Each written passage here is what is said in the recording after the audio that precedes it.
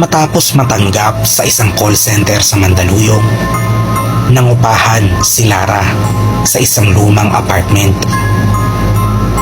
Dahil madalas siyang panggabi, naghanap siya ng kasambahay na maaaring tumulong sa mga gawaing bahay at mag-alaga ng kanyang aso, si Bruno.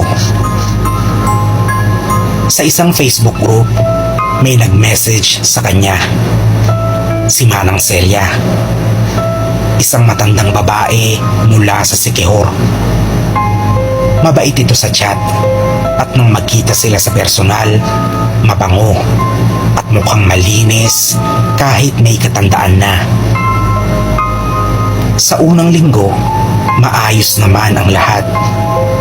Masarap magluto si Manang Celia, tahimik at maasikaso sa bahay. Ngunit pagkalipas ng ilang araw, napansin ni Lara ang kakaibang kilos ni Bruno. Lagi itong nag-aalulong tuwing makikita si Manang Celia. At kahit lumalapit ang matanda, hindi ito tumitigil sa pagtahol.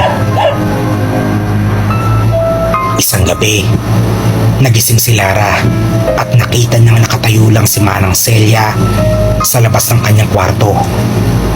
Nakatingin sa kanya sa pamamagitan ng maliit na puwang sa pinto.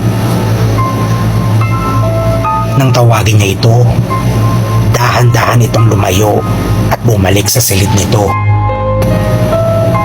Kinabukasan, may naaamoy si Lara sa loob ng bahay. Parang insenso at nasusunog na halaman. Nang tanungin niya ang matanda, ngumiti lang ito at sinabing, "Proteksyon lang, iha. Maraming bagay ang hindi natin nakikita." Hindi na niya ito pinansin. Makalipas ang isa pang gabi, nagising siyang muli dahil sa isang kakaibang tunog. Parang may bumubulong sa labas ng kanyang kwarto. Dahan-dahan niyang binuksan ang pinto. At doon niya nakita si Manang Celia na nakaupo sa gitna ng sala, nakapikit at bumubulong ng kung anong orasyon. Sa tabi niya, nakaluhod si Bruno, nanginginig habang tumutulo ang laway at namumula ang mga mata. "Manang, anong ginagawa niyo kay Bruno?" Sigaw ni Lara. Ngunit hindi sumagot ang matanda.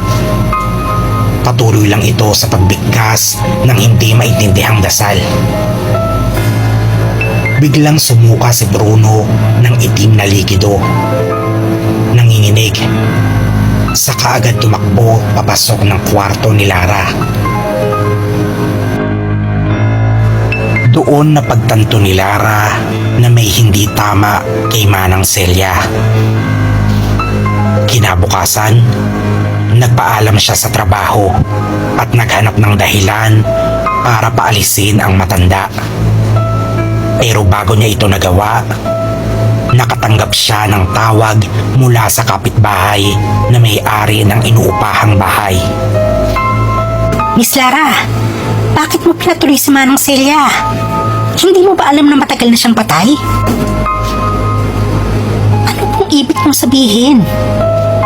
Nanginginig ang kamay ni Lara habang hawak ang cellphone. Si Manang Celia ay dating kasambahay dito. Nahuli siyang gumagawa ng kulam sa dating nakatira riyan. Pinalaya siya. Pero makalipas lang ang isang linggo, natagpuan siyang patay sa Siquijor. Nilunod siya ng mga taga roon dahil natakot sila sa kanya. Pero bakit siya nasa bahay mo? Biglang bumukas ang pinto ng kwarto ni Lara. Doon niya nakita si Manang Celia. Nakatayo, nakangiti ng malapad, ngunit hindi pangkaraniwan ang kanyang ngiti. Halos umabot ito sa kanyang mga tenga. "Hindi mo na ako mapapaalis, iha." Kinabukasan, naging balita ang isang krimen sa lumang apartment. Natagpo ang patay si Lara. Nakadapa sa kanyang kama at sa kanyang likod ay nakaukit gamit ang sariling dugo ang salitang, "Balik ka sa amin." Ngunit ang pinaka nakakakilabot, walang sino mang nakakita kay Manang Celia. Wala raw ibang nakatira sa apartment bukod kay Lara.